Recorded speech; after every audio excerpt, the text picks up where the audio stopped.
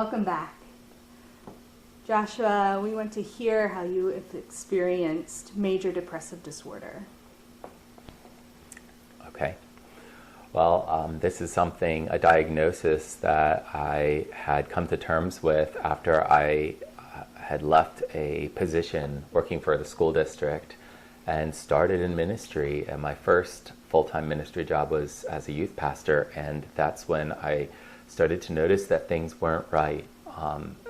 People were flexible, and the position was intense. It was at a larger church, but I noticed that something was wrong internally. And for most of my life, I had thought about that as like a problem, a spiritual problem, like a lack of spiritual maturity, like I wasn't praying enough, or I wasn't close enough to God, and why I wasn't experiencing joy when I was so grateful for the things in my life, like my wife and my family, and even my physical health.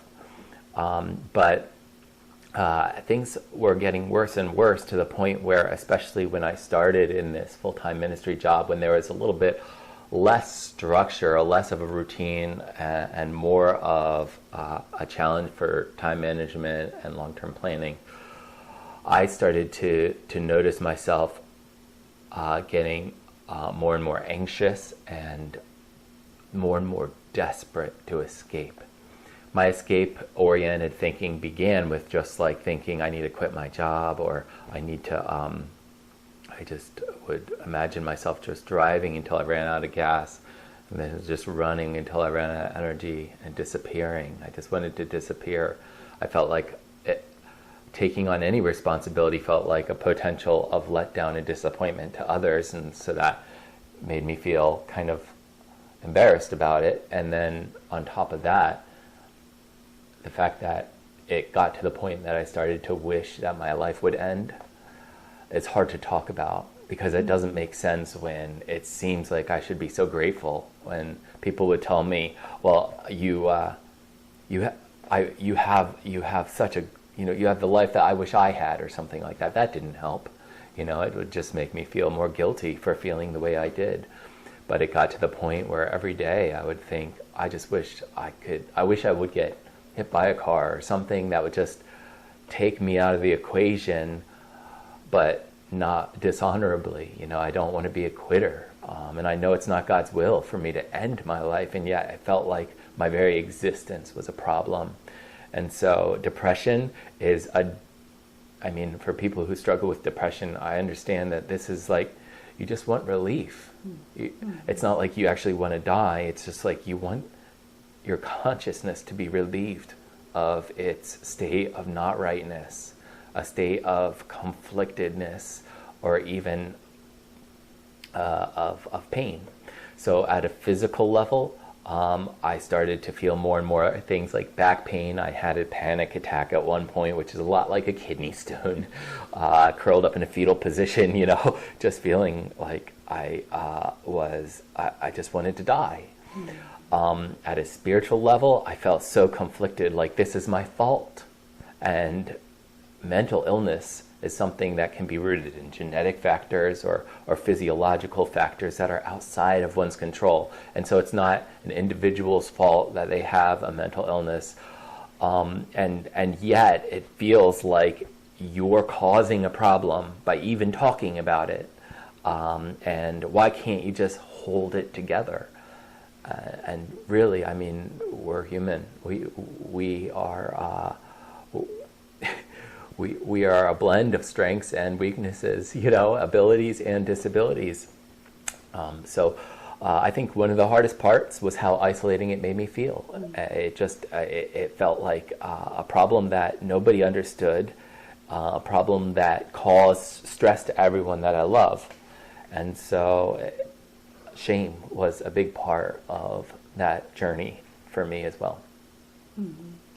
And thanks for sharing that. You're really dispelling this idea that major depressive disorder is just someone who feels really sad all the time. Mm-hmm.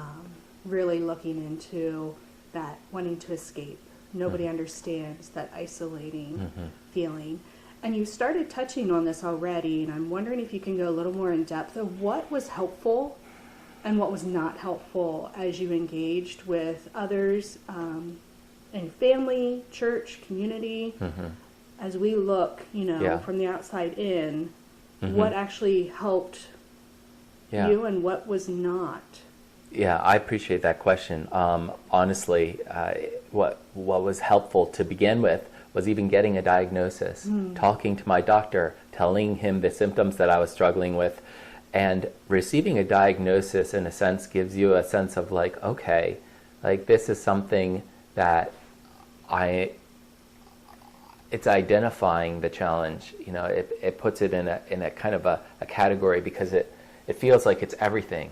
It feels like it's all of your life.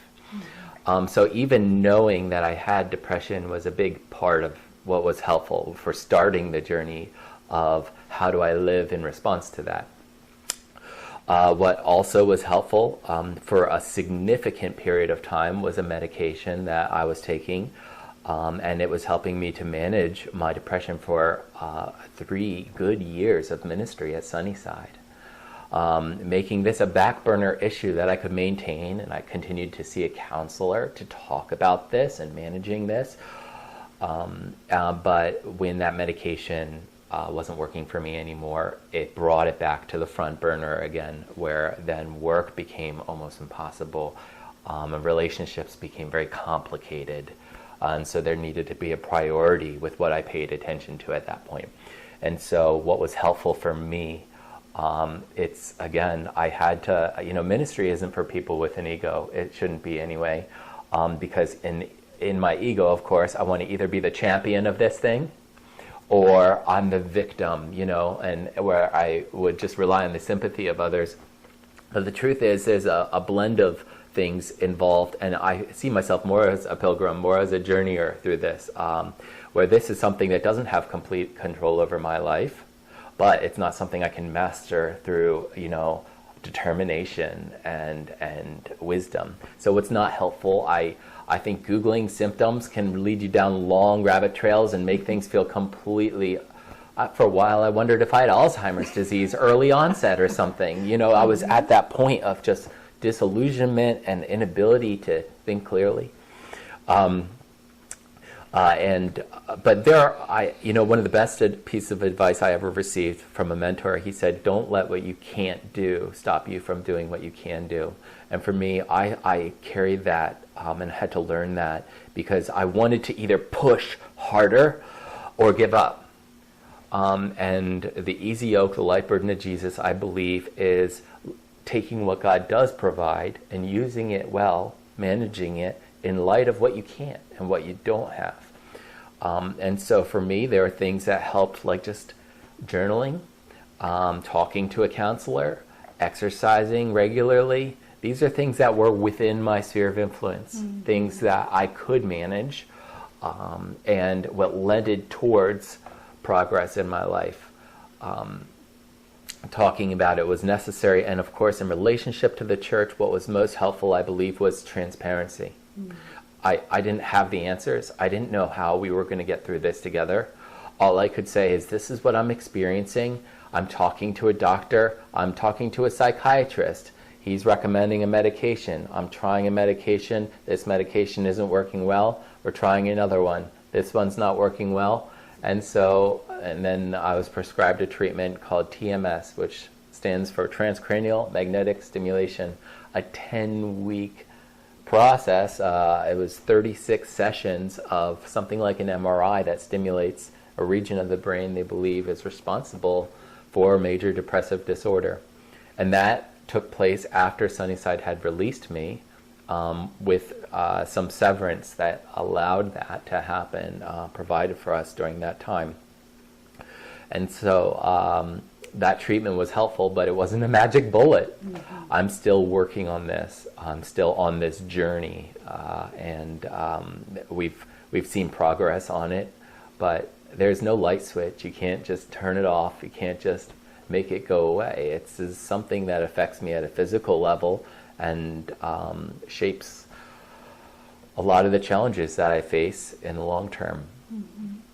And so I want to pull Monica into the conversation a little bit of also what you experienced as helpful or not helpful while you walked and journeyed with Joshua? Yeah, I mean, there was a lot of things that were very helpful. People who asked us very practically, like, can we help you with this? You know, like you, Janae, you and your husband offered us childcare, very like specific days, specific times. We knew we had that relief coming to just get a break from the kids. And so that was very helpful. We got so many people asking how can we help, which didn't feel helpful because we didn't know. Like we didn't know what we needed. We didn't know what would help. I feel like when you're in a place of crisis, every interaction you have with someone else feels overly vulnerable. And so like just answering like how you need help, it's just, I would get stuck on hours just knowing how to answer one text message and finally not even answer it because I didn't know what to say.